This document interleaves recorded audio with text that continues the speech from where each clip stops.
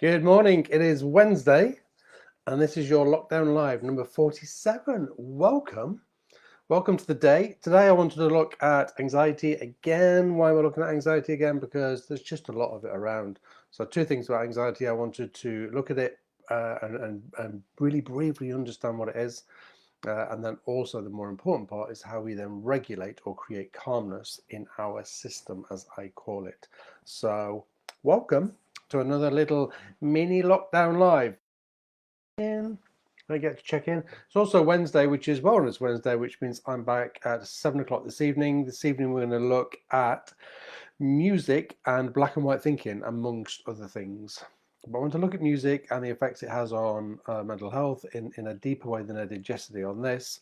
And also want to look at black and white thinking because there's still an awful lot of black and white thinking around, and I think it might help us understand why we do it and how unhealthy it is. So anxiety.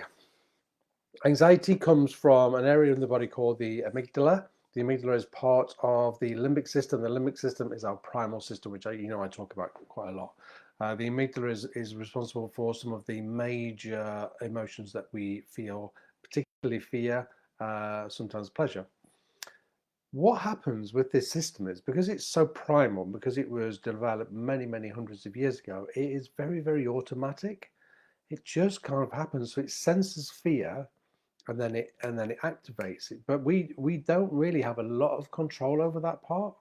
A lot of it's not completely over to that, but it happens automatically. And what happens is our mind and our eyes and our ears and our senses and all of our faculties scan the horizon for millions of pieces of worth of data all the time.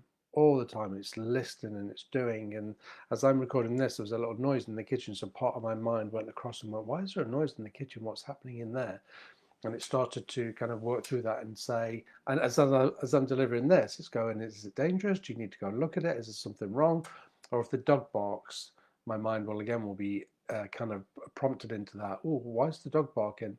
And I could be sat working with the client, and part of my mind will go away and start trying to work that out, because that's how it happens. But here's the schnizzle. We then have to step back in and then regulate that system, because it doesn't regulate itself. So we get anxious, everything is heightened, blood goes to certain parts of the body, and then we're ready for fight or flight. We then have to then regulate, and that's the part that we're not overly good at. So I really want to focus on that today. I have to say, and I say this often, it is our responsibility to regulate our system. We don't get a lot of choice over whether the amygdala or the fight or flight or the limbic system is activated. We don't get a lot of choice there, because it's going to happen, and particularly in the current environment when there's a little bit more fear around. But we do have 100% responsibility for them regulating the system. So the way I want to do this is a really, really simple technique called the butterfly hug, which again I have talked about lots, and I want more and more people doing it. There's two things you can do with this. You can close your eyes and think of some calming words in your mind and just repeat the calming words. So, I am fine, I am safe, I am okay.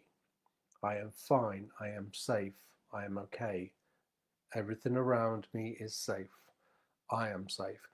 And we just keep repeating the words, okay? So that's option one.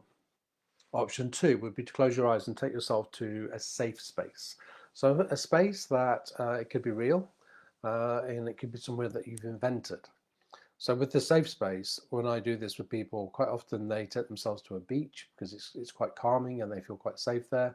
Or it could be many different places. Sometimes it's bed. Sometimes people feel safe in bed. And actually, it doesn't matter where, as long as it's your safe space. Quite often, I see this more and more often, that people take themselves back to childhood places. And yeah, childhood places, which for them is a very safe place. Often it can be grandparents' house, not always, but different places. So think about a place in your world that you would take yourself to mentally that is safe. Okay, so you're going to close your eyes, you're going to take that, or you're going to close your eyes and you're going to repeat the safe words. I am safe, everything's calm, I am okay. I am safe, everything's calm, everything's okay. And then the other thing we're going to do is we're going to cross our arms and we're going to tap really slowly on opposite arms. This creates what we call a bilateral stimulation, which means that both sides of the brain hemispheres are activated, which enables for a better installation, let's say, okay? Because we're activating both sides. And the limbic system is on both sides, so we need to kind of get in both sides. And as we do this, any kind of bilateral stimulation, but it's slow. As we install, we go slow. This is part of the EMDR process. Okay, so eyes closed, gentle tapping on either side. And you're going to do this for like 3 or 4 minutes. And I want you to do that. If you have anxiety on a day-to-day basis, then I want you to get up every morning and do that. If you have anxiety which is intermittent, then do that when you feel the anxiety start to come up, okay? Or do it 2 or 3 times a week as a matter of process. Doing this, try not to catch my mic, doing this will not hurt you, okay? All it will do is calm the system. And actually that's what we want right now. And as we start to unfold into kind of away from lockdown, as the world starts to unfold again, then we're going to have to focus on this a little bit more, okay? And calming the system. And the other one that I talk about loads is deep breathing. Talk about that one lots and lots and lots. Do some deep breathing, because deep breathing is really powerful. And it's the one thing that we can do like several times a day without anybody seeing us. I was working with somebody yesterday and we were trying to work out how to deep breathe whilst in a room full of people, and actually it can be done, because as I was you have to practice it. You have to practice it, okay? The action for happiness calendar today is get outside.